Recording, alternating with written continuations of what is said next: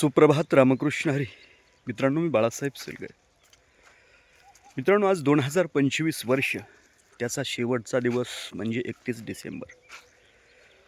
या 2025 या वर्षाला निरोप देत असताना मित्रांनो, आपल्याला नेहमीच एक असणारं गाणं आठवतं, भले बुरे जे घडून गेले, विसरून जाऊ सारे क्षणभर, जरा विसावू या वळणावर. म्हणजे मित्रांनो, 2025 या वर्षामध्ये ज्या चांगल्या गोष्टी घडल्या असतील, ज्या वाईट गोष्टी घडल्या असतील, त्या सर्व विसरून असणारं एक नव्यानं सुरुवात करण्यासाठी आपल्याला एक निमित्त आहे. खऱ्या अर्थानं 2026 हे वर्ष येणार आहे आणि या 2026 येणाऱ्या वर्षामध्ये आपल्या जीवनामध्ये काय फरक पडणार आहे. येणारा प्रत्येक दिवस आपल्यासाठी सारखाच आहे.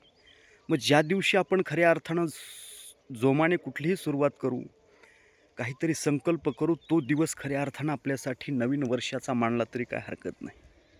नाहीतर कॅलेंडरचं पान बदलणार आहे, आला तसा दिवस निघून जाणार आहे. मित्रांनो, त्यामुळं ज्या काही चांगल्या गोष्टी करायच्यात त्याची सुरुवात आपण कधीही करू शकतो.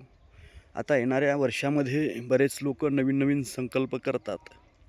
कुणी चांगलं वागण्याचा विचार करतं, कुणी व्यायामासाठी वेळ देण्यासाठी विचार करतं, कुणी आपल्या स्वप्नांना गवसणी घालण्यासाठी प्रयत्न करत असतं. ह्या सगळ्या गोष्टी आपल्याला साध्य करायच्यात. त्यासाठी हे नवीन वर्ष आपल्यासाठी निमित्त आहे.